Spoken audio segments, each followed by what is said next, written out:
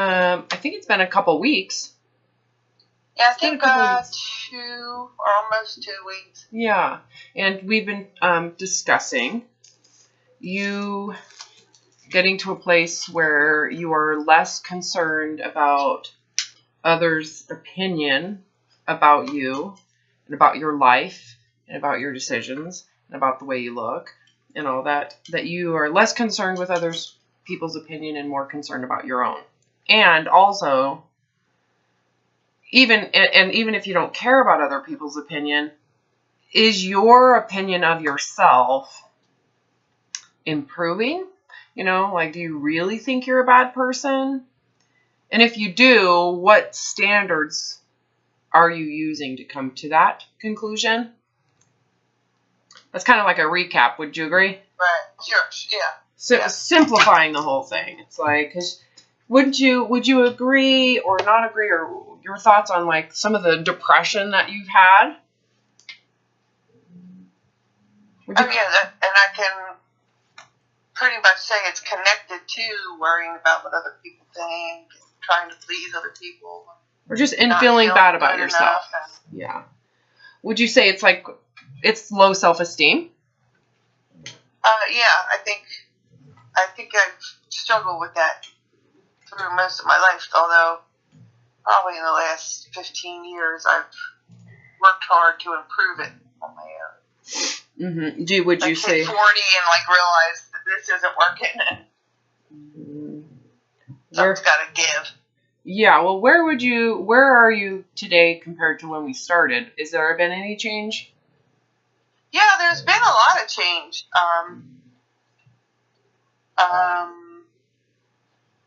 I haven't binged since we started. Which is huge, right?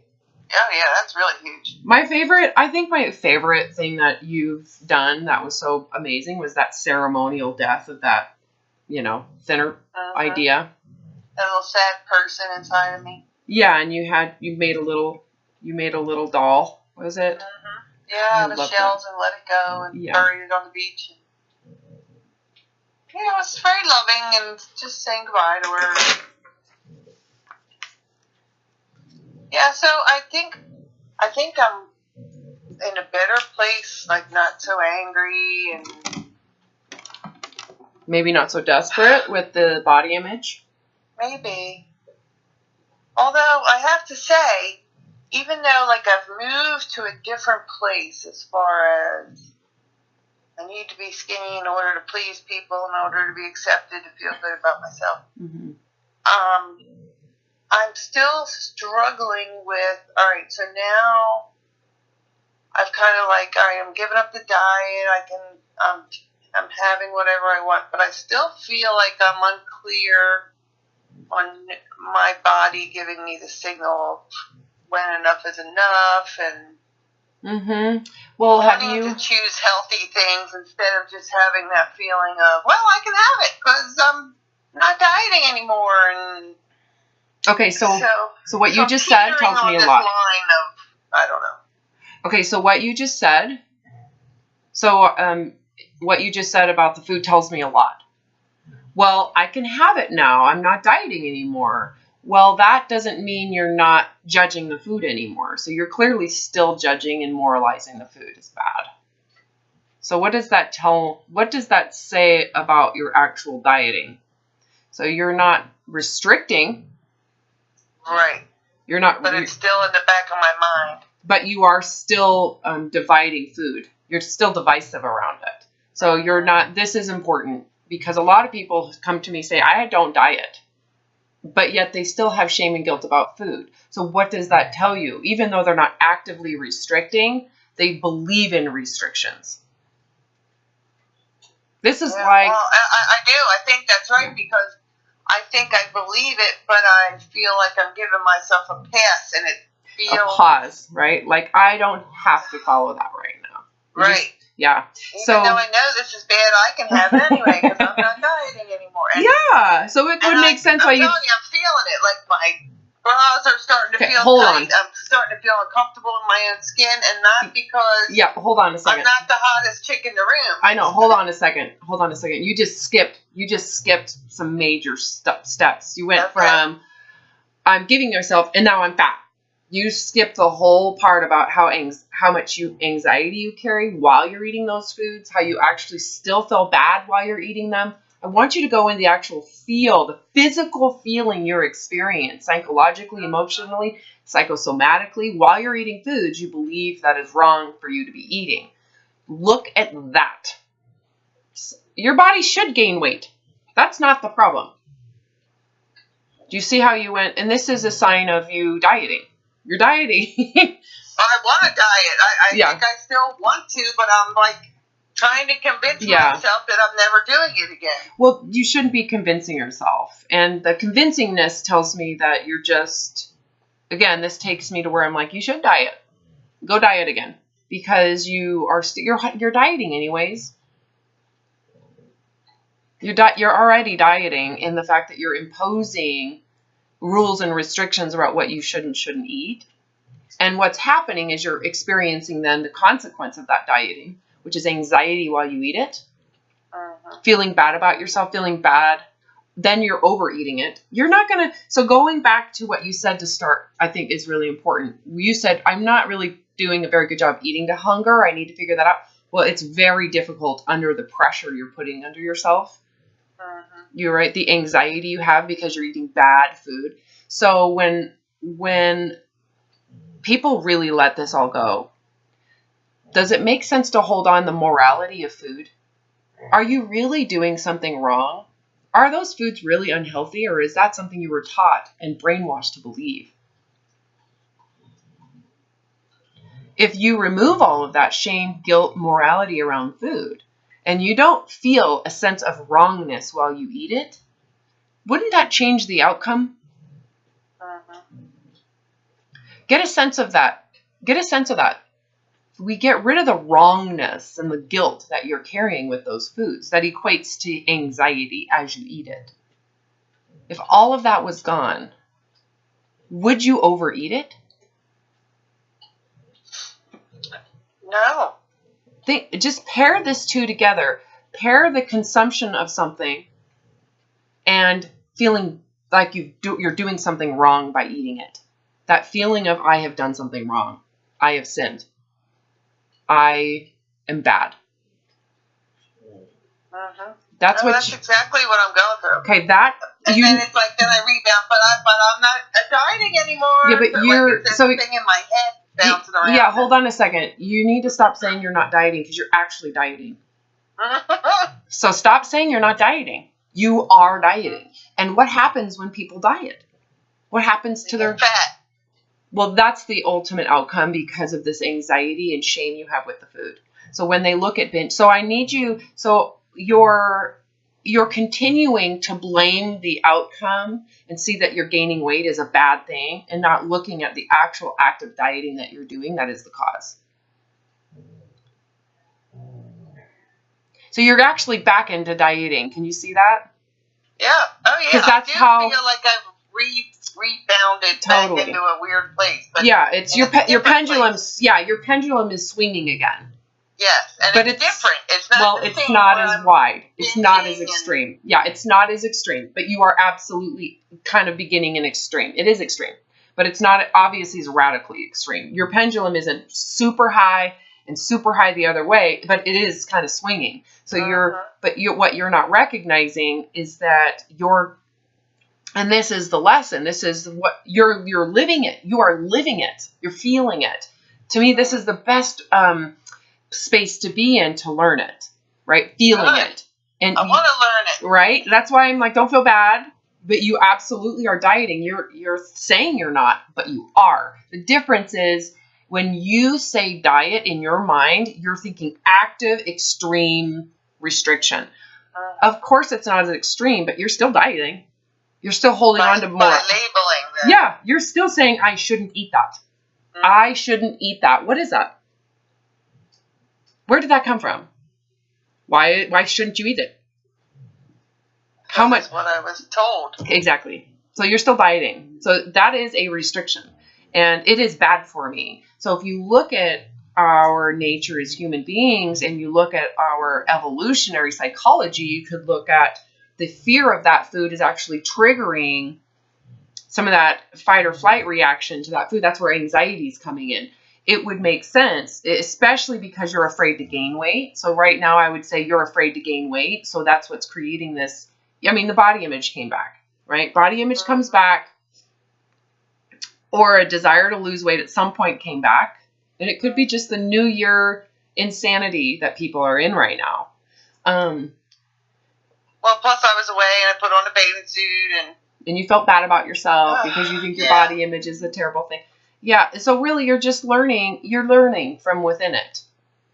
I can't feel bad about myself anymore. This is ridiculous. I don't care anymore. And so you have to suffer to get there. Right. So you could say I had to suffer more to really figure this out. You know, when people begin their work with me, it's really relieving. It's incredibly relieving. It feels really good. And compared to where you were before, it's magical. It's like, even though you're still in this dysfunction and it's just so much less toxic. It's still toxic. It's less toxic. And so the problem is right now you can see what's happening as you diet is your issues with food have come back.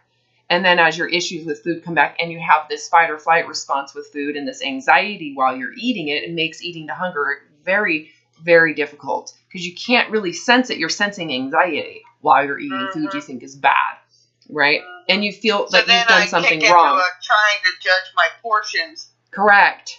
Because that's natural. I can't tell if I'm hungry or not. Well, that was probably a reasonable amount. Or exactly. We probably still have a little bit more than that. And what you're doing is you're trying to minimize weight gain.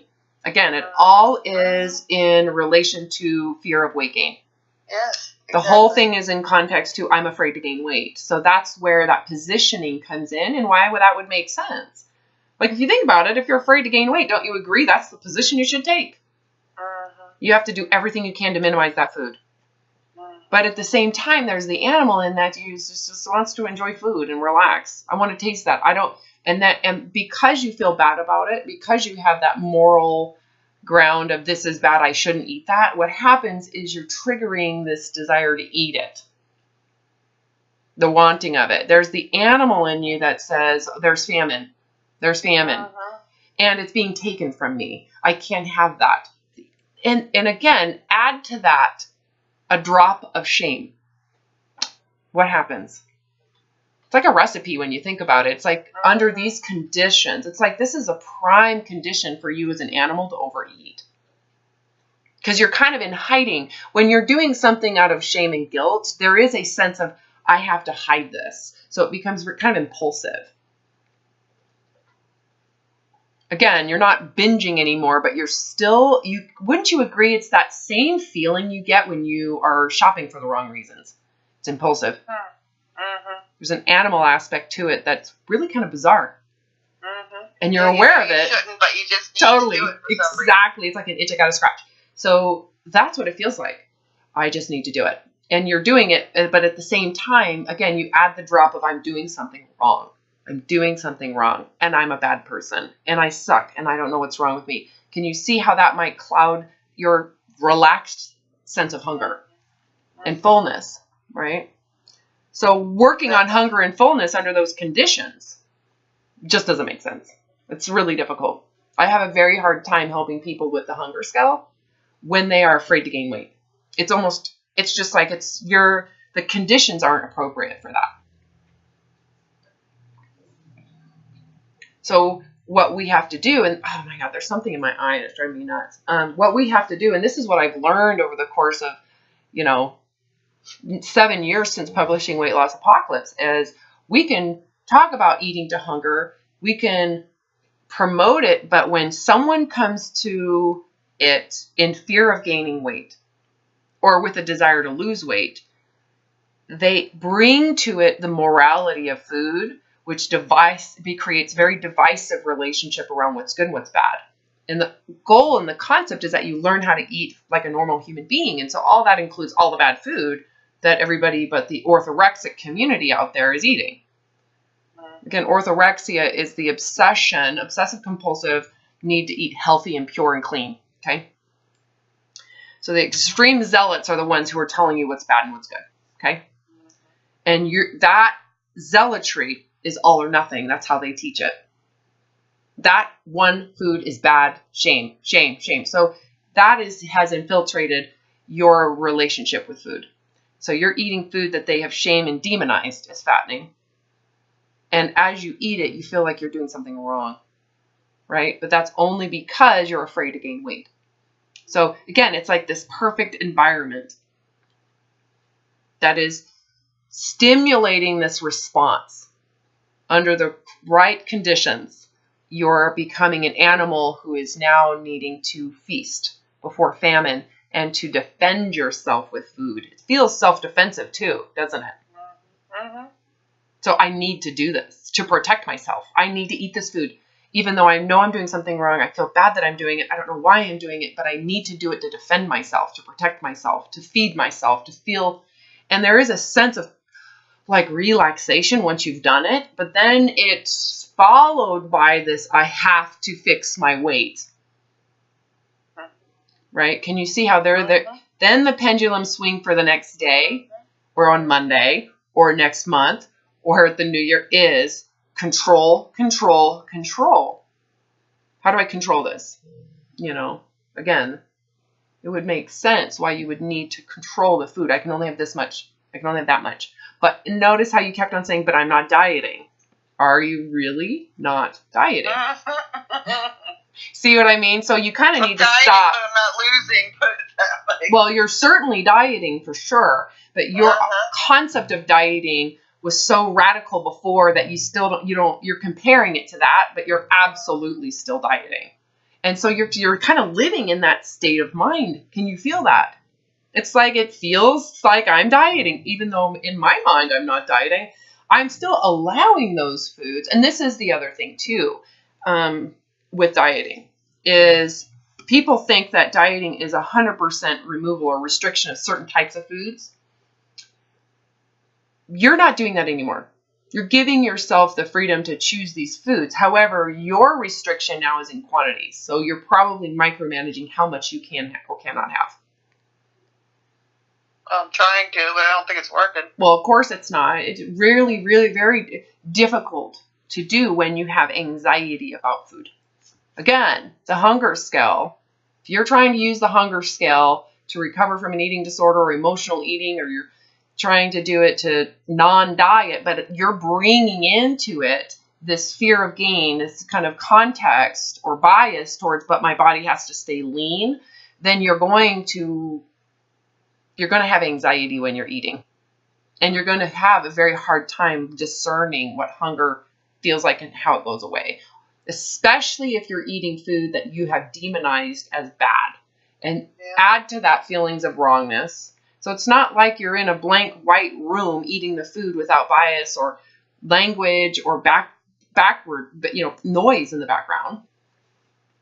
You're eating this food with all of this chaos and noise. So how are you going to feel when hunger goes away? You're so radical around that food that your fear has created a balance of control, and ultimately it's extremely difficult to listen to hunger because you're stimulating the primal sense of self-defensiveness to eat the food.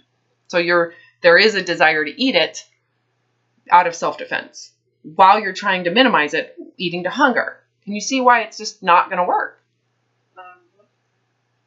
Yeah, it's like that craziness all over, but I'm not going to the extremes of restriction and dieting, or restriction and binging. Yes, exactly. But you are restricting. Like, you're just restricting. Extremes, right? Yeah, I'm in the middle, like you said. Yeah, what you've done is you've transferred your religion to another one. So you're accommodating to the desire to not completely eliminate these foods, but you're still trying to get rid of it in a different way. So I call this the hunger scale diet.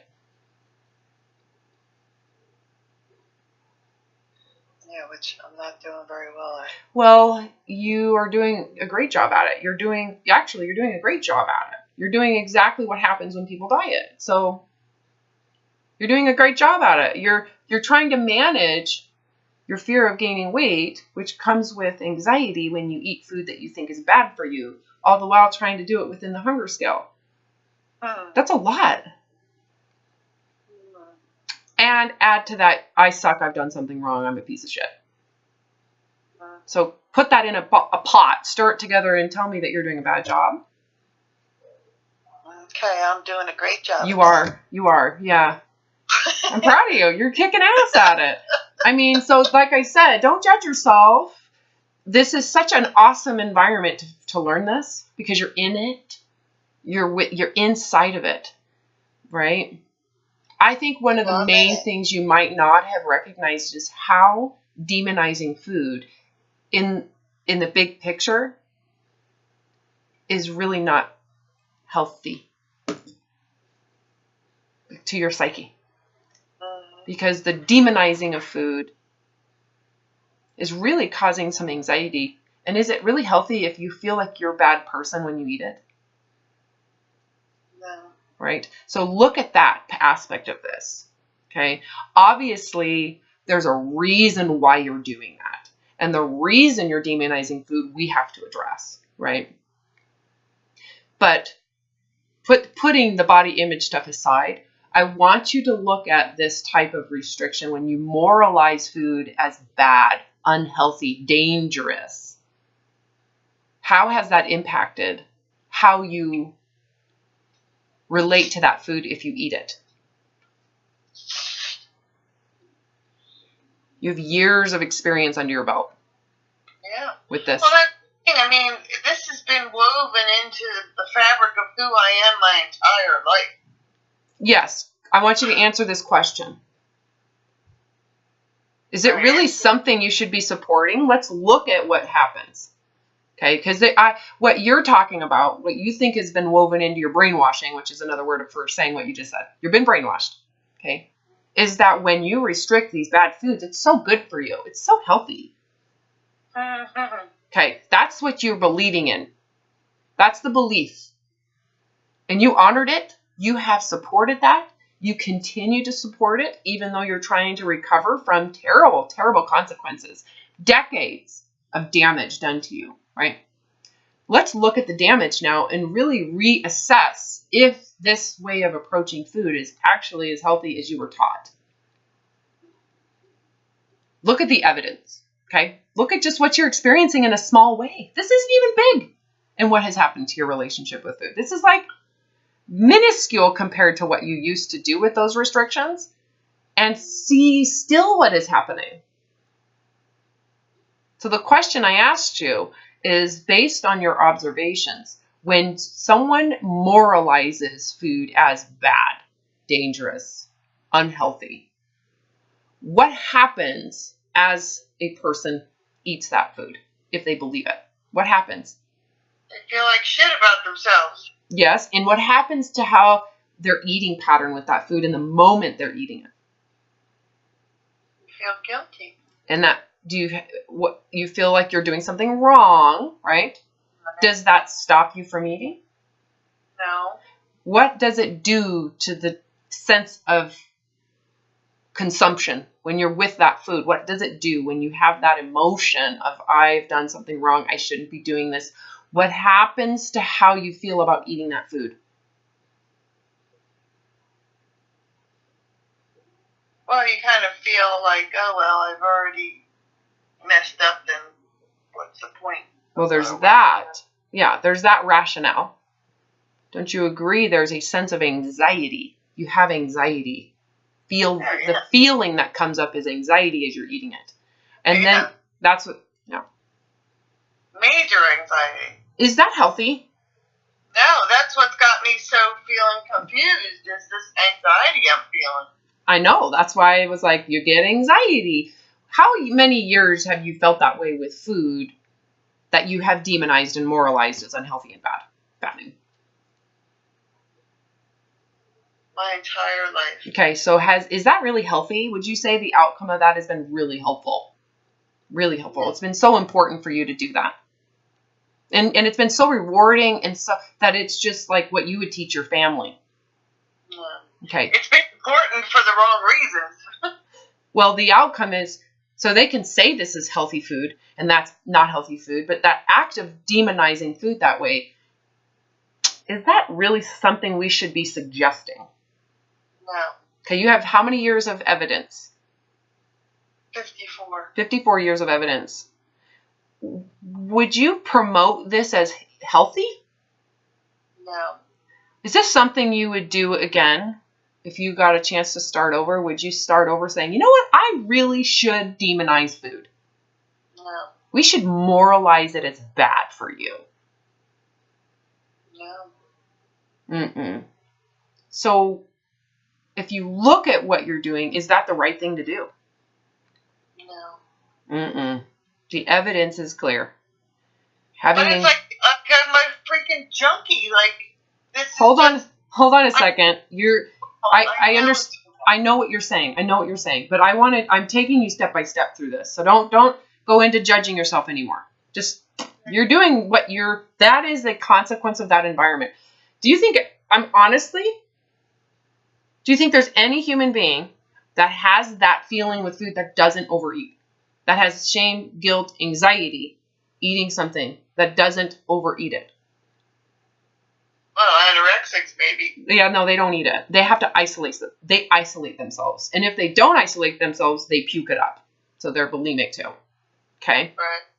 But they have extreme anxiety. Right. And they end up full-blown binging, right? Because you could say, well, I've been there. And you end up just full-blown binging, and then you purge it up. Right. Or you obsessively exercise to purge it up. Right? So that's where you were. But yeah, look at the impact. Is this something you would encourage other people to do? No. Never. No, I wouldn't either. So now, that's just demonizing food. So we're looking at that. So what we have to now address is why. Why are you demonizing food? Why do you feel bad about it? I know the answer. I'm not going to. Yeah, I know the answer too. I know. So we have to. My mom tell me that. Well, let's look at the consequences physically. What happens to the body under that environment? So go back to that environment of moralizing and demonizing food. Okay? Yeah. What happens physically to the body as you eat those foods and as you lose your discernment around fullness and satiation? What's going to happen? You're going to gain weight. Yeah, you are.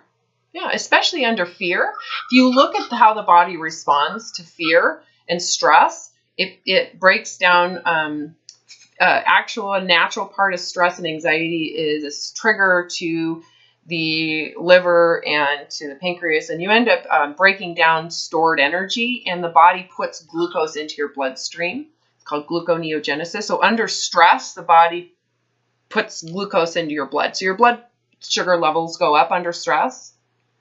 And then imagine that you're doing that while you eat food, and the stress cause is food. What do you think how sensitive to weight gain are you going to be in that environment compared to someone eating the same exact food with zero stress about it? None at all. They have no stress response to eating those foods. What do you think the difference between a person, same exact body, same exact metabolism, same everything, under stress and not under stress, eating the same food? Who's going to gain more is going to be sensitive to weight gain just by looking at the stress response of blood sugar? The one that's stressing out of it. Totally. Of course. So when you look at, it's not just horrendous psychologically and how you feel about yourself, but physiologically, when someone has that type of anxiety with food, they are highly sensitive to gain weight. We could just say because of that response to stress and gluconeogenesis. And just naturally having higher blood sugar. You could say you're diabetic every time you eat under stress. Every time you eat, if you are stressed about it, you are diabetic as you're eating.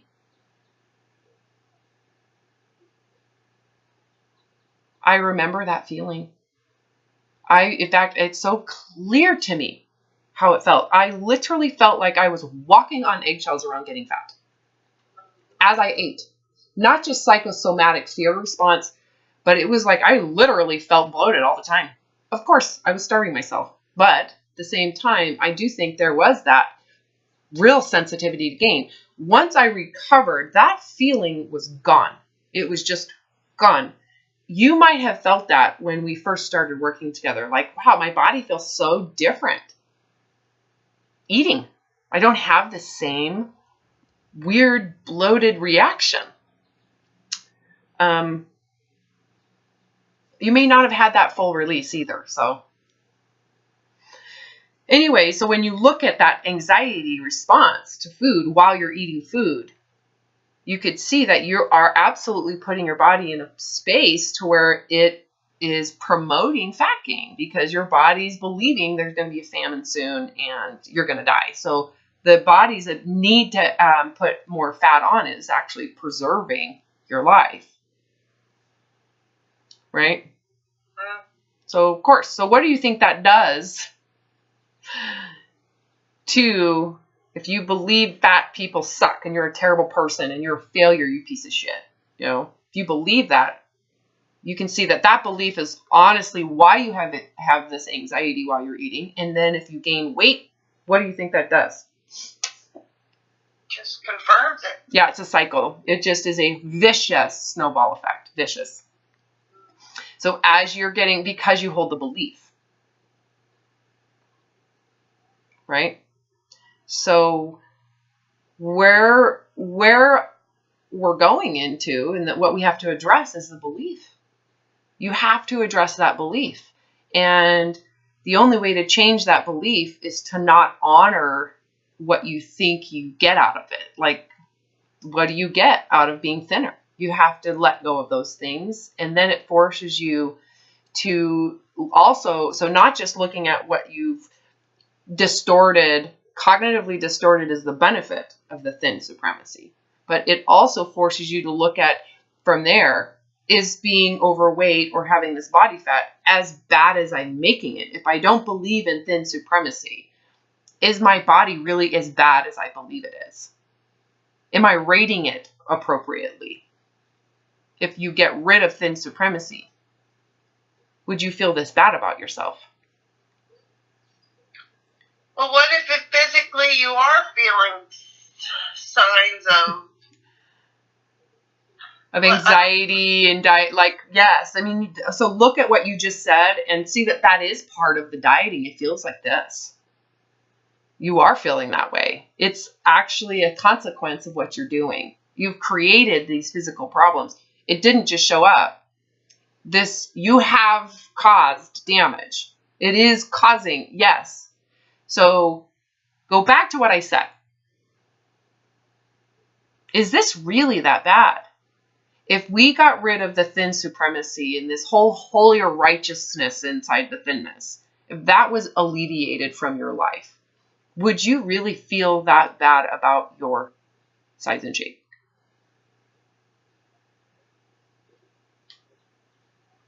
If I could remove it, no, I would not feel good. Notice the difference. If we could get rid of the religious zealotry of thinness that you believe in, if we could remove that religion from your life, how would that feel?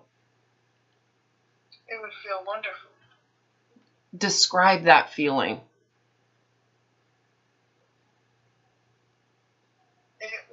I just would feel, I don't want to say light because that makes it sound like I'm joking, but. No, describe it. I really want you to just describe using words that make sense to you. You're describing it for you, no one else. It would make me feel like I was floating or almost, or have more energy, and I'd be feeling like I was like bouncing around, like, yay, this is so wonderful. And happy? Yeah, bright? Definitely happy. Just free of the things that burden us and weigh us down and drag us down. And you'd be free from all that, yeah. I'm going to ask the question again. If we could get rid of the religion of thin supremacy from your life, where you no longer have to worship it. You no longer are held to it. It is no longer your religion. You are set free. It is not good for you. That religion has been a horrible, horrible, horrible detriment to your life. And you no longer have to sustain it, follow it, or live by it ever again. How would that affect your life? How would that feel to you, to be relieved of that burden? That's my whole goal of all this. That's what I want. I want it so badly. I'm going to ask the question again. How would it feel? How would it feel to be set free from following the religion of thin supremacy? It would be the best feeling in the world.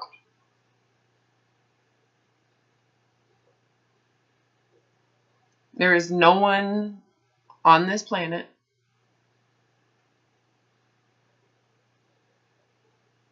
that can feel that feeling you're experiencing and tell you you can leave that religion. It clearly is a burden. It's been a terrible, terrible burden for you. It's not the right thing for you. Someone else can do it. And maybe it works for them. They like the isolation. They like the separation. They like it. It works for them. Tell me how it works for you. I'm tired of the isolation. It doesn't work for you, does it? No. It's actually, if you could describe the consequences, what this has done to your self-esteem, how would you describe this to someone? Like, what has this religion done for you? What has happened in it for you?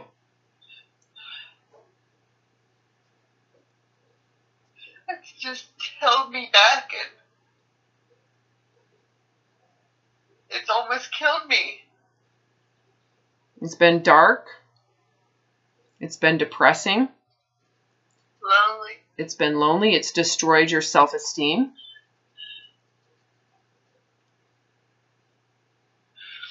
It's been the source of a lot of shame and guilt and feeling bad about yourself. A lot of pain. All it's done is made you feel bad about yourself. A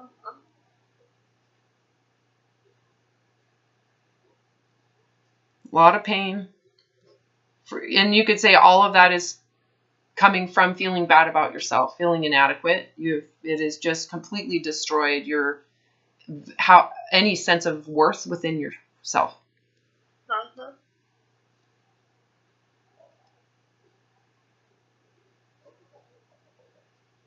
So if we could get rid of that religion from your life, how would it feel, and how would it impact you moving forward?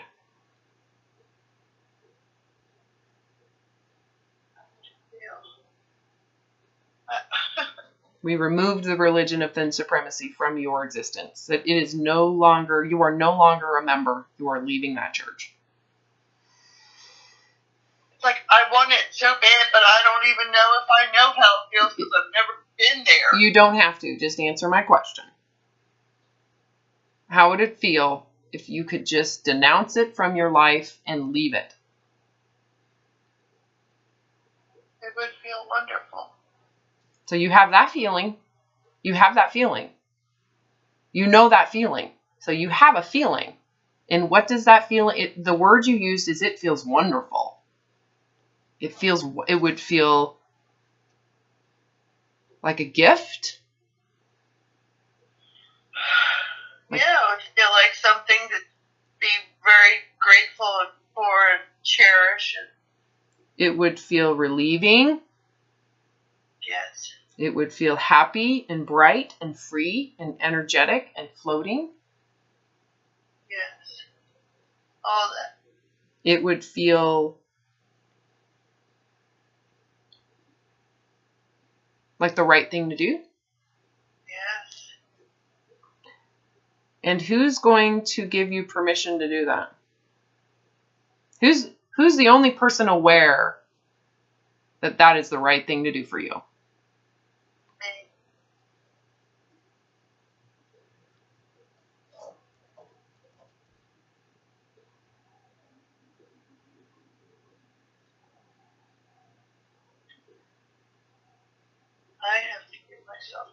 You do.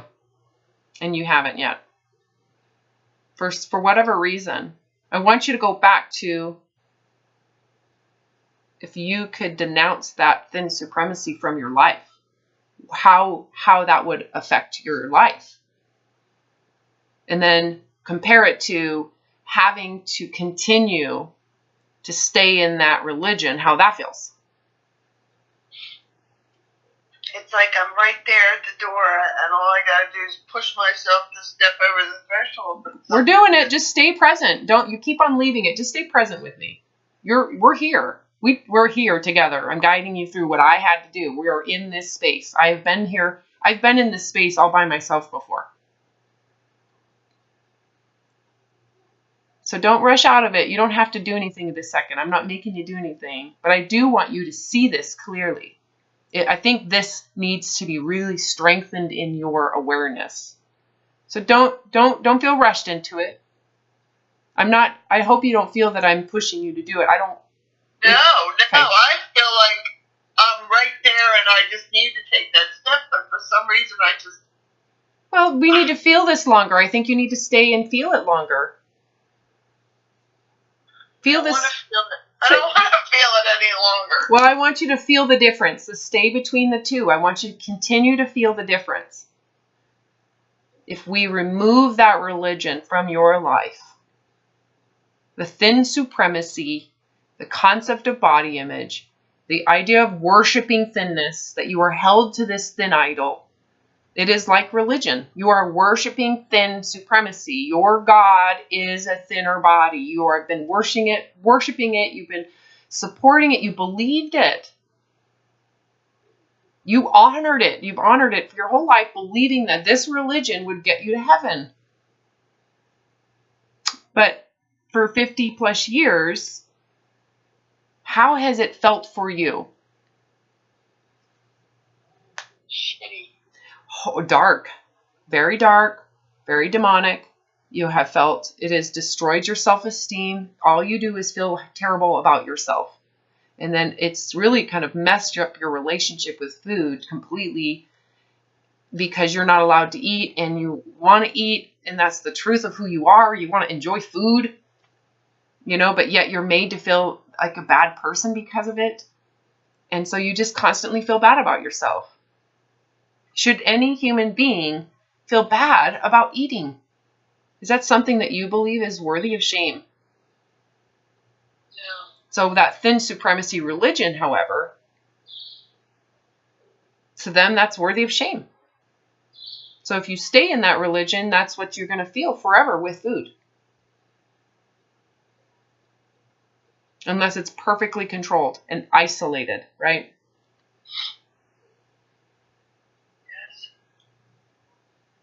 How has that affected your life? Screwed it up. It is royally, right?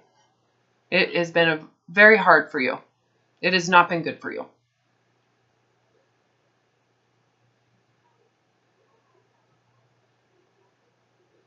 How much longer can you live in that?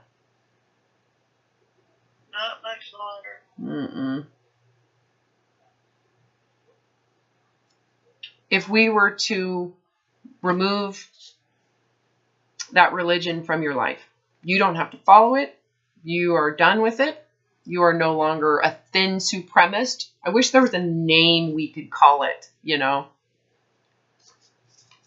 The Church of Thinness. You are no longer, you are relieved from that religion. You're done. It's over. You are not a thin supremacist. You're done. How does that feel?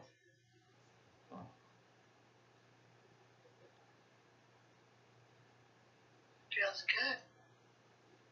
Describe it. Imagine what your life would be like if we could just get rid of the idea of thinness. Completely eliminate it from importance. It's not important. It is not. You do not have to forever be thin. You are relieved forever from that. From importance.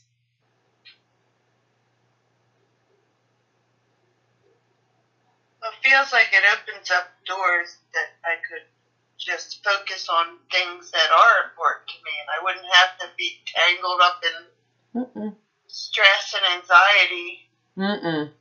Just clears away those cobwebs and binds. Yeah. To let me do things that I want to do and not make space in my head almost. Yeah, you described it as floating, light, the energy. I love what you just said about it would allow me to do what I want to do with my life. Like I could actually be free to, what you're describing is like that, I am free to be myself now. I can be myself. I can be real. I don't have to be, chained and a slave to trying to be something else that I'm not. Be what everybody else wants me to be. Yeah. In misery, in total misery. For who? So you are living your life. You have an existence here, don't you? And what are you going to do with it?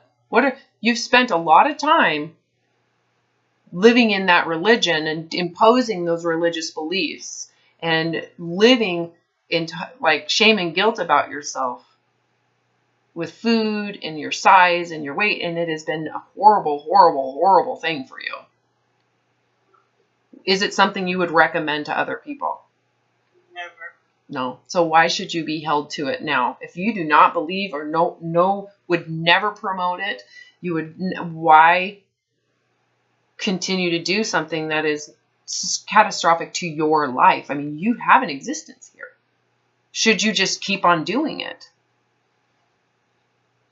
Or are you willing to say, I don't believe it anymore. I'm done. I'm not doing it. How does it feel to be relieved from having to be thinner? Forever.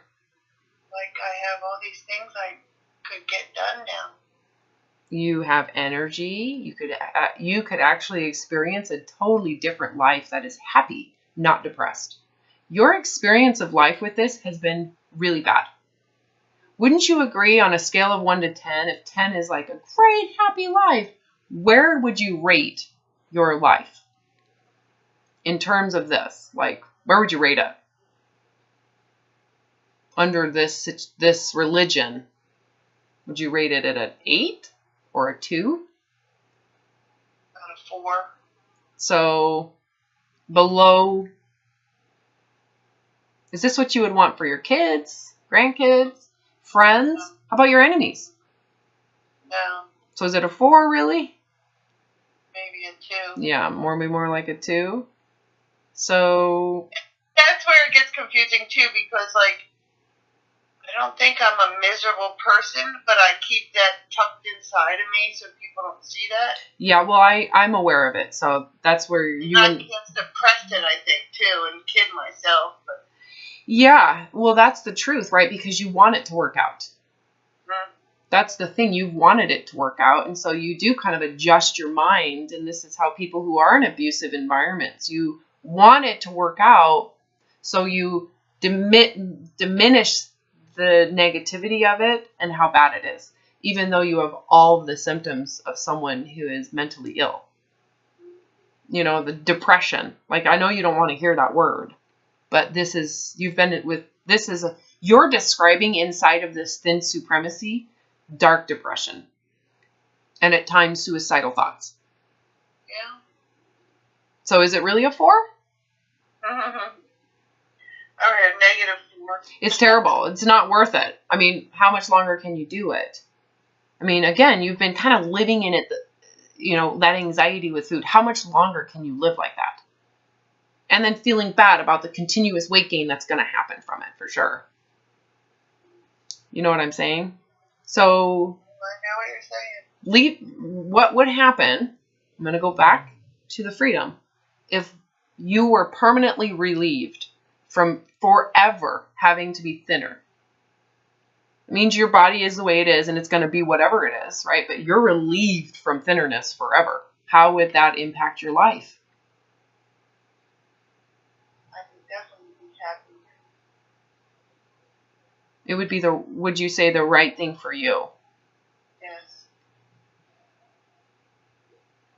Definitely. Something I remember thinking too is I remember very vividly realizing I'm the only one that's aware of how bad this is. Like, nobody else really knows how bad it is. Yeah, it's like this horrible secret you keep. It is bad. Yeah. Everybody that I work with brings to me that darkness. I recognize it. I've been there. I just posted a video with another client that is severely bulimic. And she is on that dark edge, right? And I'm like, part of the downside when you go get clinical help is I don't think they really understand how bad it is. Like, I think partly because we're doing it to ourselves, so there's something we get out of it. But what they don't realize is we're trying to get out of the darkness with the eating disorder. And so we're holding on to the eating disorder as if it is saving us from this darkness, but yet it is the cause. So it's this horrible cycle, holding on to something super abusive and demonic, thinking that there's going to be this heavenly outcome. Does that make sense? Yeah. So it's like, if we could get rid of the thinner religion, and I want you to see it as a religious belief system, because there's a lot of people who believe it and sustain it and are not admitting how shitty it is, because they're not ready to let it go. They believe in the heaven that it's going to bring them, right? So what I'm trying to help you see in this session is, what is it in reality like? How dark is it really? And what would it feel like to be relieved of it? I think it's really helpful to feel that relief because it makes people aware of how bad it really is. If it wasn't that bad, would getting rid of it be that relieving, floating, energetic, happy, bright, free, wonderful, a gift? You know what I'm saying? Like, and then we went to, well, if you go back, it would be holding you back. You would feel like killed, dark, depressing, lonely, horrible self-esteem. You feel bad about yourself, and it's extremely painful inside of it. It's horribly painful psychologically. The anxiety. So when you compare, if we could get rid of that, how would it feel for your life, for this existence? If we could get rid of that, how would it feel for the rest of this life? Like you were in heaven. It would, comparatively, right? Yeah, from hell to heaven. That's how bad it is. But how do you get rid of it? That's what You accept that you'll never be thin. You surrender the thin. You basically put, this is how I visualized it too. If I were to describe it, I put everything in a box and delivered it and said, I don't want it. All the benefits. I took all the benefits that they said that I would get from being thinner and healthier and fitter. And the religious benefits, heaven, all this stuff. I put in a box, said, I don't want it. I don't want, because I've never achieved it. I don't live with it. My life is horrible. I'm willing to commit suicide. Nothing that's in this box is worth that type of life. I would rather not be thin. It's not worth it. So you need to look at the thinness and compare it to the reality of the way that you're living. Is thinness, even if you could achieve it, worth staying in that space? Do you see what I'm saying? Like, you have to give up the reason why you've been living there. The reason why you've been supporting it. Because the reality is that it's been horrible, very dark, demonic, extremely isolating, terrible self-esteem, suicidal thoughts, very depressing. It's very bad. Okay? Is that worth being thin? Is thinness, if you can achieve it, is it worth staying in that space? No. But then, on the other hand, being fat kind of scares me just as bad as... Yeah, I understand that. Well, let's go into being fat. Is being fat really that bad? Is it really that bad? Because you're scared of it, but is your fear distorted? Because is fat, I mean, if you look at your life and the way you've been living and the way it is, the way you've described it, dark, depressing, held back, limited, isolated, alone, depressed, okay? Which one should you be more afraid of? Being fat? But I fear that if I get fat like that, I'm going to feel all those things you just said. Well, that's your fear, right? Let's go there. If you're free from, if that's the true nature of your body, okay? That's the true nature of your body is that, okay? Yes. Is it really as bad as the true nature of the way you're living in fear of it?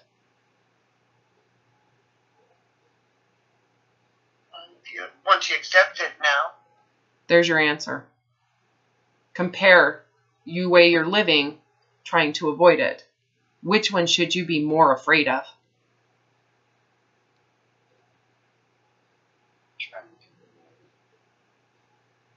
Feel it, please. Don't just say that. I need you to feel it. Which one should you be more afraid of? Again, would you tell your child, it's better to be in this type of health than to be fat? Which one's worse, really? Go into the physicality of fatness. Of course, if you're a thin supremacist and you believe in that religion, you would live in total shame, kind of like the way you do anyways. So that's why it's understandable that you have that feeling. I felt the same way. That if I have to gain weight, I might as well just kill myself. But then when I really thought about it, I realized that I was more afraid of fat than the way I was, which was willing to commit suicide. It was so bad. Is it really that bad? Is it really that bad? Especially if I can accept it, because this is the thing. If you accept it and you just came to that connection too. If I know in that, allowing that to happen to my body, I'm free from this hellhole, I think I can handle being fat. It's just a physicality. What's the difference between that? And, well, let's go to something worse. If I got my legs cut off,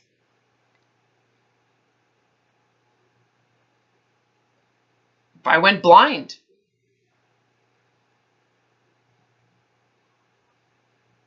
if you went blind, let's just go there.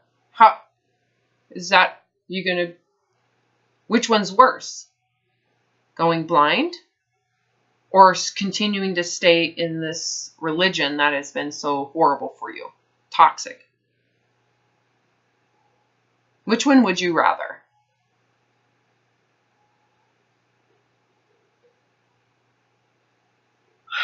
You have to really open your mind to what it would... I hate to say it, but I think if you go blind, it would feel like the end of the world too. Okay, so this is the problem, is you're not really looking at it realistically. And I was just about to say that before you commented, but you need to actually look at it realistically. Which one's worse? Like, open your mind. Is it really the end of the world? Well, I guess you would figure it out and you'd realize it wasn't, but pause, just stop, because I think you need to really think about it. You're not thinking about it. You're just afraid of it and saying your fear response. Right? Your response to that going blind was your initial fear reaction to it. Am I right? Yeah. So let's actually go beyond that fear and tell the truth. Your fear response is a total lie. Is it really the end of the... Would you kill yourself over going blind? Life is not worth it. All blind people should just stop living because their life is such a piece of shit. They should all just die. Is that really the truth? Because that's how you feel from your fear. Okay, now let's go into going blind. What would it be like? You're never going to see again. So let's imagine what it would feel like to be in a car. You're blind, so you're obviously not driving, but tell me what would happen if you're driving through a neighborhood. Wouldn't you want the windows open? Yeah. Wouldn't you want to feel like, listen, and go to the beach blind? What would the beach be like? You'd be using your other senses. It would be amazing. It would be amazing. Imagine what you would be experiencing without your sight at the beach.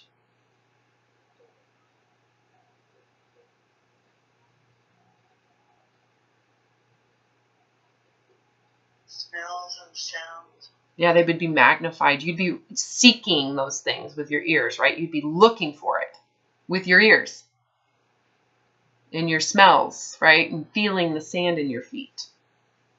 You'd be feeling the water, really looking for it in terms of feelers, right? Which one's worse when you think about it? The life you're living, which is totally blind and paralyzed outside of thinness. You don't even get that experience at the beach. Or being blind. Which one's worse? Oh, hell yeah, it's worse. Honestly, I want you to really think about it. If someone had to choose between blindness or what you've been living in, what would you choose? Blindness. I would too. Given the choice, hell yeah, because I'm free. I might be blind, but I am so free. There is so much freedom in that freedom. I mean, think of what you can accomplish in a lifetime with blindness. In your lifetime, you accomplish nothing because all you're focusing on is thinness. You just accomplish all that anxiety, the fear, you have low self-esteem, you really have no freedom. You're constantly living in darkness, so you might as well be blind. One of the things I remember also thinking about too, when I was in this space, the same space you're in right now, because I did go back and forth, I did, just the way you are, is what if I end up being like 500 pounds? 500 pounds. And I realized that if I was 500 pounds, but obviously free, because that's the key, is that I am not working on it or trying to fix my weight. If my body is going to go up to 500 pounds, that would be terrible because I'd be physically paralyzed. But what I realized is the life I was living was completely paralyzed. There was no freedom. I was working the amount of exercise I was doing. I might as well have been 500 pounds because that's how hard I was working to try to be thin. I was working so hard. I was working harder than a 500-pound body would have to work to lose weight. Just to stay the same. Just to maintain thinness. So I realized that it would be a lateral move to be 500 pounds, but the 500-pound body would be free because I could just enjoy sitting on the bench, a park bench, and listening to the birds and watching people. And I could think my mind would be free. My physical body might be more paralyzed, but that was no difference than my thinner body, complete paralysis. I was jailed to a treadmill.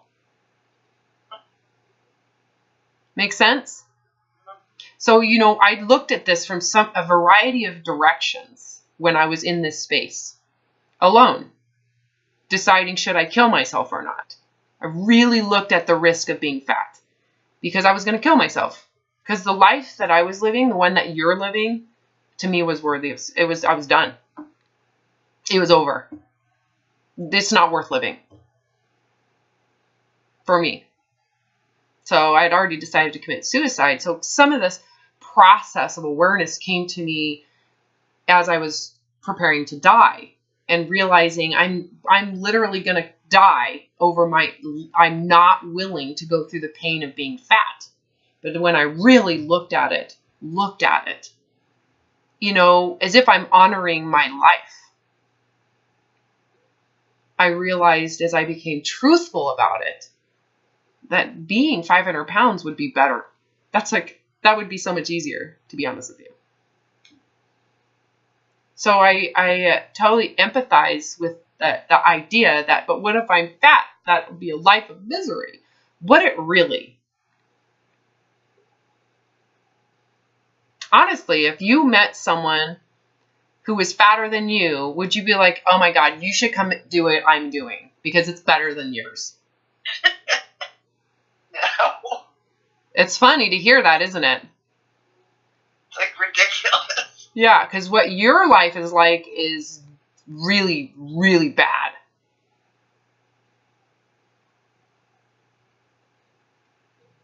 Inside your mind, that is. Right. In my head. In your right. mind. Yeah, that's what I'm talking about. Obviously, you have grandkids you love. There's beauty in that. There's beauty in all sorts of things, but in your mind, it's like terrible. That's what I'm talking about.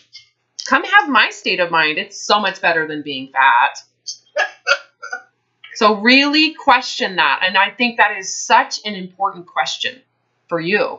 I brought up the same question. Everybody actually that I work with has the same exact fear. If I leave this religion, I might be fat. And if I'm fat, I'm going to feel terrible about myself. Well, that means you didn't leave the religion, first of all.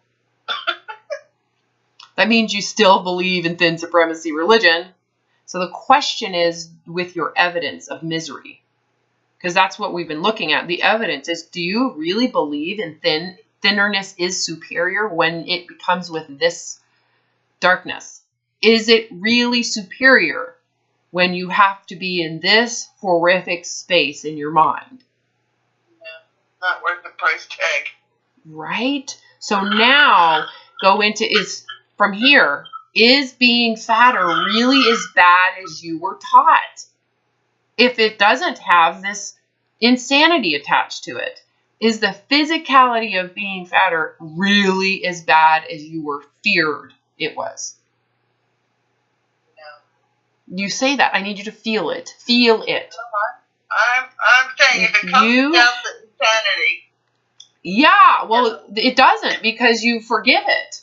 You would rather. So wouldn't you rather, if you had to, wouldn't you rather be 50 pounds heavier and free?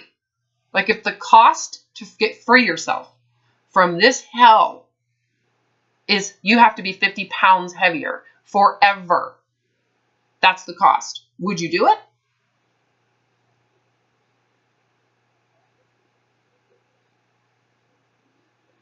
Permanent. Permanent. Go into the permanence. Would you do it? If the cost to be free from having to be thinner is that you are permanently fatter, would you take the fatterness permanently? Over the insanity. Would you do it? So go into the feel of that. If given the option, you can be free from this incessant hell of having to be thinner than you are, and the dieting and the distortion and all of that anxiety. You can be free from that. But the cost is that you have to be permanently fatter. Permanent. Go into what it would feel like if it is permanent. What would life be like if you were permanently fatter? See, I guess in my mind, I can't separate that you can be permanently fatter without the, like... I get that. I need you to come back to where I have you. I understand that, but I need you to look at what your life would be like if it was permanent. Permanent. Permanently fatter. So there is no weight loss from there. It is permanent. What would that feel like?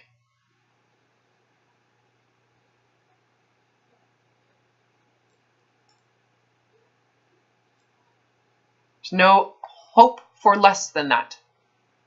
There's no option. Permanent fatterness. How would that feel?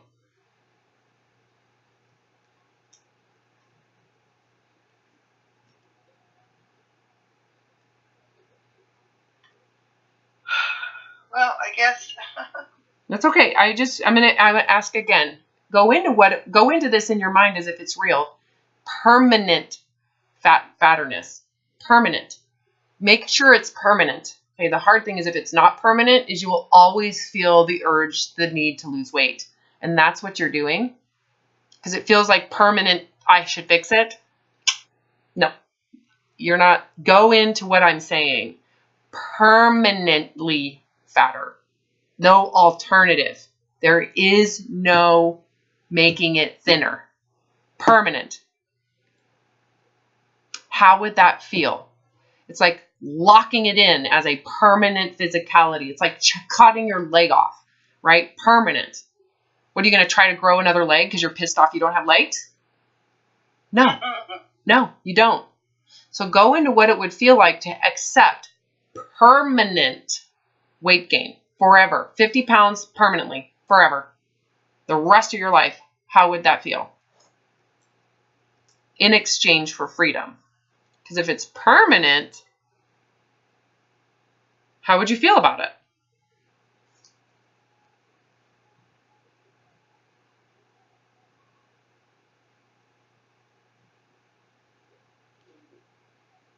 The freedom part I like. If it's permanent. Correct? It's permanent. Yes. Now, do you feel the difference if it's made permanent from when it's you could change it? Do you feel the difference? Yes.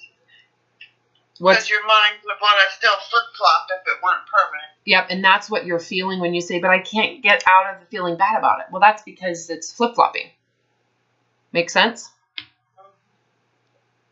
So when I say to you, okay, you in exchange for freedom from thinnerness, you can get freedom if you choose a permanently fatter body. Okay, in exchange for permanent freedom from this hellhole of trying to be thinner, there is a cost.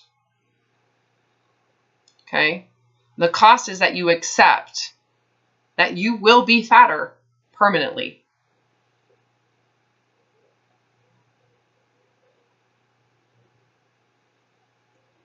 Which one's worse?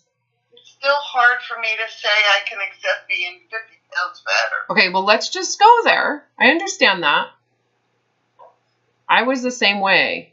It took me really focusing in on if it's permanent, and I'm free, is if all I have to do is be 50 pounds heavier and accept that. Can I accept a body that has 50 pounds on it? So that would be like gaining 5 sizes. You know, going from a size 12 to a size 18. All it requires is that I'm okay at a size 18. Is it worth it? Is it worth it? If I can accept size 18 forever, you never again have to fix it, never again have to care about it. Would you do it?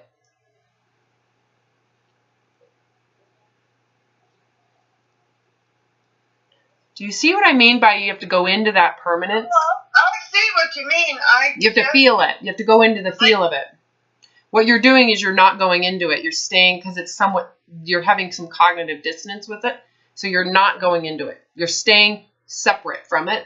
What I'm saying is go into it. Like actually go into the feel as if it is existing. The problem a lot of people have in this is that they think if I think about it, it's going to happen. So I don't want to think about it because it might happen. Are you experiencing that at all? Yeah, it scared me when you said it. Yeah, so okay, so again, which one's more scary? What you've been doing and the way you're living, or what I'm suggesting you think about? Man. So there's no risk in you doing what I'm thinking about. You have paid me to do this with you, and you're no longer doing what I'm telling you to do. So it's not going to work. Because you're not actually, I've got you here, we're here. If you're not willing to actually go into what I'm suggesting, you're not going to go any further than right here. So all I'm asking you to do at this point is actually open your mind. Open your mind, Julie. Open your mind and just feel this in your thoughts. Trying. I know it's scary, I know. But all we gotta do is think about it. You realize you can always go back into dieting. You can always do that. All I'm asking you to do right now is just open your mind to thinking about what I'm telling you to do. Just think about it. But I'm not taking away your religion. I'm just suggesting you to look at what your life would be like if we could get rid of that religion. if we could get rid of your religion, would you still feel bad about yourself? No, you wouldn't, right? You'd feel free, liberated. Okay? So in relation to how that translates, if you were told, if you can accept size 18 forever, it goes, you don't feel bad about yourself because you're accepting it ahead of time, right? Because that's the threat. If you leave this religion, you're going to get fat. Well, let's go into what life would be like fat, because is it if you end up getting fat, and that's the truth, is it really that bad? Which one's worse? Getting fat or staying in that religion thinner? Because if you can accept, let's just go to size 18 permanently, will you feel bad about it knowing that you don't have to fix it?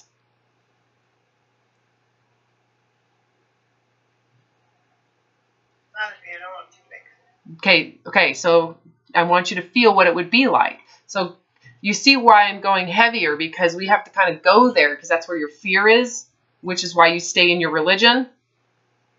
So we have to go into the fear, which is, well, I'll gain weight. Well, is gaining weight really as bad as staying thinner in your religion?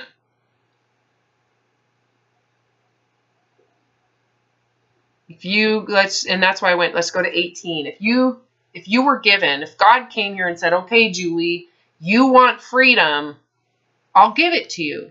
You just have to accept you're going to be size 18 for the rest of this life. This body is going to be that size forever, and you will never again have to fix it or feel bad about it. It is permanent. Would you take it?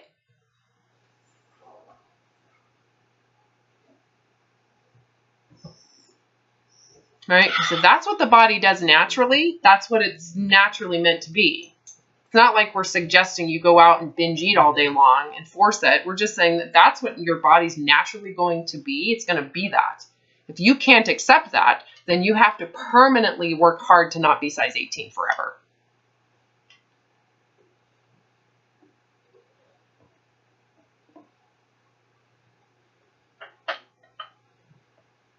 Right? That means you'll never escape what you're doing, because you will forever have to prevent weight gain. Right? Are you even following me at this point? Yeah. So that's the question you have to ask, is what is, if you stop permanently that, if you leave that religion, what if you do get bigger? I mean, you're not binging, you're not purging, you're just eating to hunger, and you're eating a variety of food that you really want to eat. If you end up size 18, that's your body's natural size. That's your genetics, right? What if that's your natural body? If you can't accept that,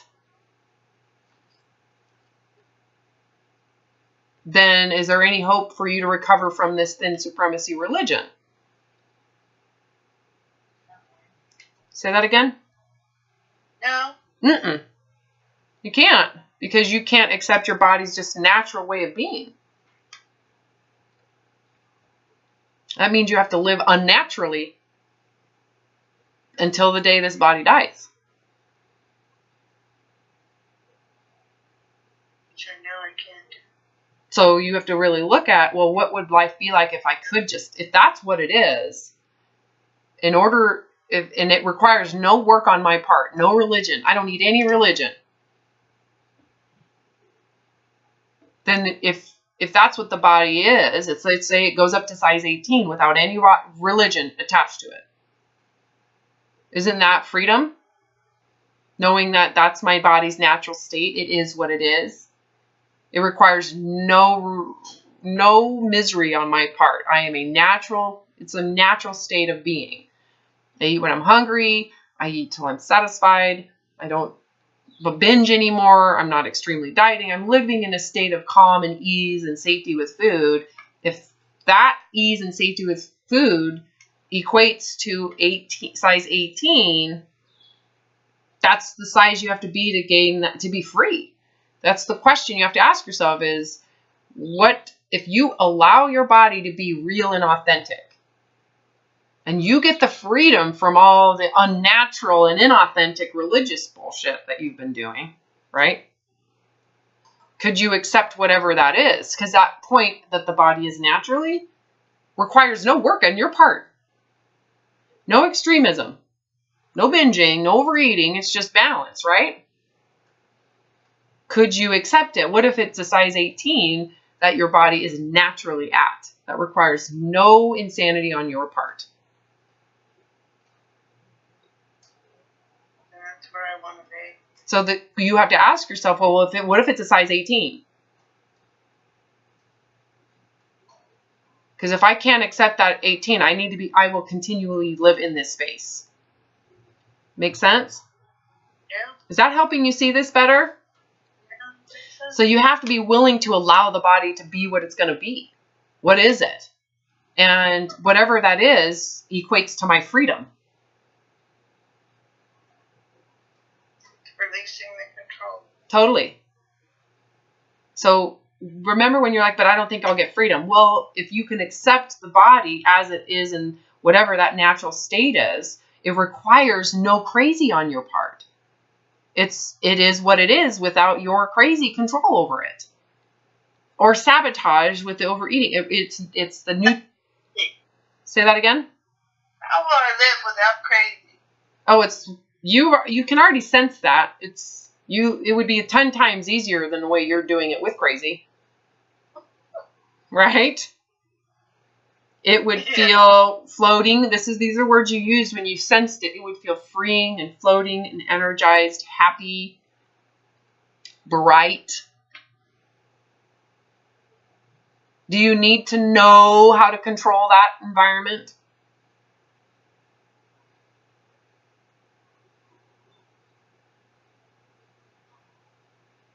Do I need to know how to control it? Yeah, isn't that kind of the way you live in your dark environment? Right. Yes. Yes. So if it's bright and floaty, you just exist in it. You just accept it and allow it and enjoy it and be in it. Right. It's That's just not my control. it's open. Yeah. So do you need to know how to live in that environment? Or is that the way you think when you're in a dark, dark demonic hell? So it doesn't make sense to have to know when you go into a totally different space of existence, does it? So ask yourself the question, if in order to be free, if you allow the body to be what it is without the religion, and it becomes a size 18, and that size 18 is the body that exists on its own without extreme measures, easy, no thought, no restrictions, no binging, no overeating. It's natural, right? Doesn't that give you freedom? Yes. So if that's what the body is, would you be willing to be in that body to keep that freedom? Yes. Okay. How hard was that? It's hard. Well, what you just said though, how hard was that awareness?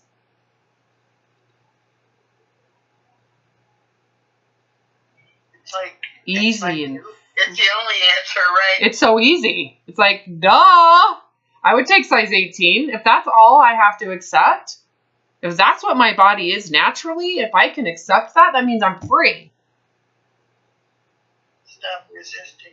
Yeah, that means you're free. You just have to go into accepting whatever that is. I went up to 500 pounds and said, I'm free. Even if I'm 500 pounds, I'm free. Because at least I have my head, my space. So the physicality of the body. And I also realized too, when I went up there, I could be okay if I get in a car wreck. I could be okay if I lose my legs, if I go blind. I mean, oh my God. I am not this body. It is just a gift to be existing in. And I can exist and experience life even if I don't have my eyes. But if I am completely shut off from my own existence to support some fake existence, I'm dead. I might as well kill myself. And it is as simple as, what is my body going to become if I allow it the naturalness of itself? And am I willing to exist in that body? Because if I am, I'm free. So that's what you have to ask yourself. Are you capable of living in a size 18 body? If it means that's your natural body. Yes. What would that do for you? Allow me to be free. To do what? It allows you what? What would that do for you to accept that body? Whatever it is, accept it and allow it. What does that give to you in terms of how you relate to food? There would be no relation to food. It wouldn't matter. It would be free. What would happen to the anxiety and the shame and the guilt around eating foods? There wouldn't be it. That would be useless. Why would you do that to yourself, right? There's no point to that. What would happen to feeling bad about yourself? It would be gone. Yeah, tell me how that would feel. I feel like I had my lift back again. Yeah. All accepting size 18. If that's what the body is. It's really just saying whatever it is, I'll go there. Because if I go there with it, then I don't have to go against it. It's the going against it that is creating this darkness that you live in. Yeah. You're going against your body. Yeah. Fighting it constantly. Yeah, isn't that the misery? If we say, what are we talking about when we say depression and anger or darkness? We're talking about fighting it. Going against the body. Continuously going against the body. Well, what if you go with it? What happens to all that slavery?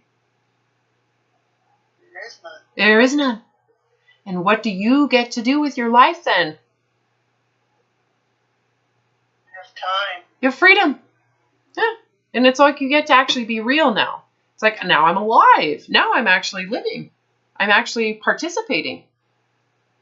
Well, what if you have to be a size 18? What if that's the body you're in? What if that's it? Is it worth it? Would you take it? Yes. Do you feel that differently, or are you just saying that? That is how you get out of this. So that's where, can you see that's like, oh, I haven't done that yet. I haven't really accepted the truth of the body. Yes. And that's why you still suffer. That's why you're still fighting it.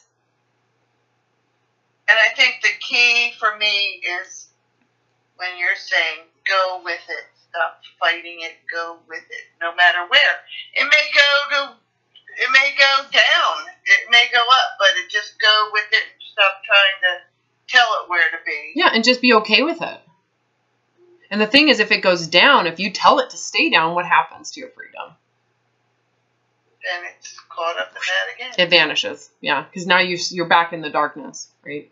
But if you just accept what it is as its own ordeal, it's not you. You're not attached to it, but you're accepting, well, the body I'm in is, 250 pounds naturally on its own. I mean, why be in denial about it? Being in denial just means you continuously fight forever. If you can accept that's what it is, and that means you're freer sooner. Again, I went to 500 pounds in my range of acceptance with the body. I said, I will accept 500 pounds and then I'll rethink about it when I'm there. I can always bring back suicide if I needed to. Right? But it just, I know it sounds so terrible, but it's the truth of the way I was thinking at the time. Which I am so grateful, because that's how I came to this complete and total shift of consciousness. It was a complete and total shift of my awareness. It changed my entire state of being. It's kind of hard to go backwards. Why would anybody do that? Right? I am not this body. This body has its own essence. As long as I accept that essence, my soul is free to exist and to navigate. Do I need to fight that I'm aging? Do I need to fight that I'm a woman? Do I need to fight that, I mean, there's no fight. There's no fight. It is what it is. Why would I waste an ounce of life? arguing with the body. Just because some sales rep for a pharmaceutical or a nutritional thing or a diet tells me I shouldn't accept it. I'd rather have what I have and deny what they are preaching and selling to keep and maintain this freedom. Cut my legs off. I can adapt to that. I've been, this comes from suffering to such a dark, deep place that there is no physicality I can't handle. As long as I'm alive, as long as I'm conscious, what else do I need if I have a body?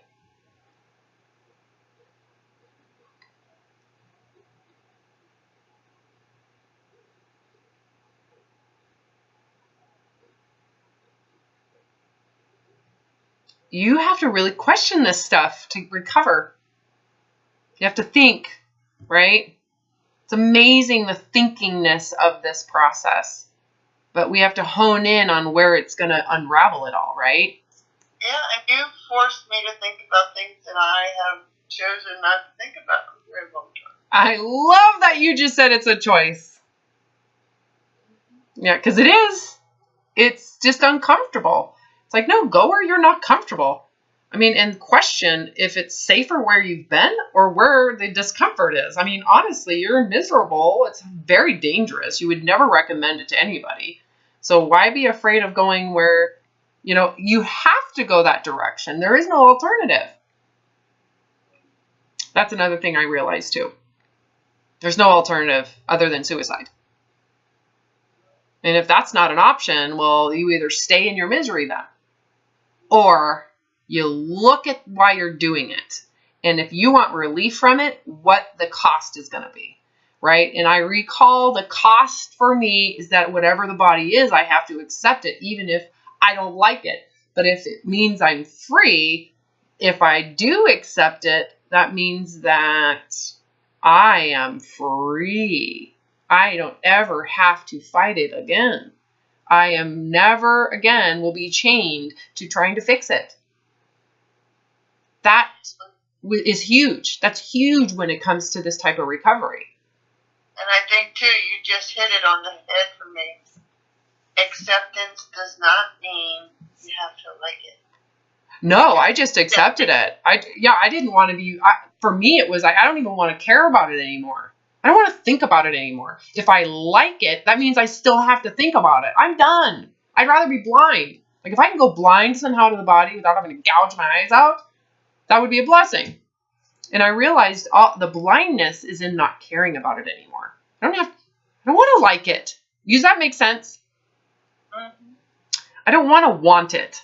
That wanting is where I got, that's the problem. Do you understand that? Oh, yeah. Yeah. It's like thin or fat or anything in between. I do not want to care. I don't want it to be important any direction anymore. Do you get a sense of that? Oh, yeah, it's very clear. Okay. Yeah. And that is important. It's like, why I don't want it to be magnified as something that I have to put on a resume. I'm just done. So whatever this body is, and this came to me also realizing that if I were to commit suicide and if I were to be given by the grace of God another chance, I got a new body, I would not want the body to be the central focus of my next life.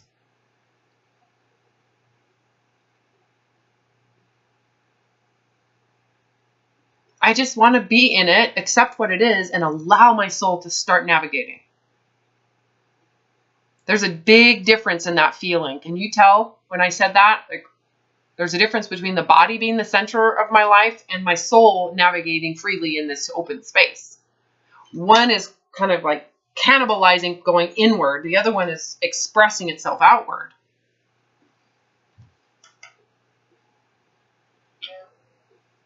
Well, and it makes you realize that I am not my body. It is its own thing. I have no control. I didn't choose my eye color. I didn't choose my hair color. I didn't choose my skin tone. I didn't choose my gender. I didn't choose shit. It has nothing to do with me. It is just the earth and animals and millions of years of evolution I just was born into, and I have an awareness, and I'd rather have my awareness than to fixate on the body. The only way to really get freedom from that, if we go down to the essence of it, is to accept you're going to die. So there is this reality that I have to accept death ahead of time. So if I can accept that I'm going to die ahead of time, I am super free. Because I don't have to be sitting there worried about dying. Worried about if people don't like my body. It changes your whole trigger to fight or flight. Right? And which is... It takes the fear out of it. Out of everything. So what? Someone doesn't like my body. I'm not willing to surrender my soul freedom so that someone else can have visual pleasure of the body I'm in. It's not even their body.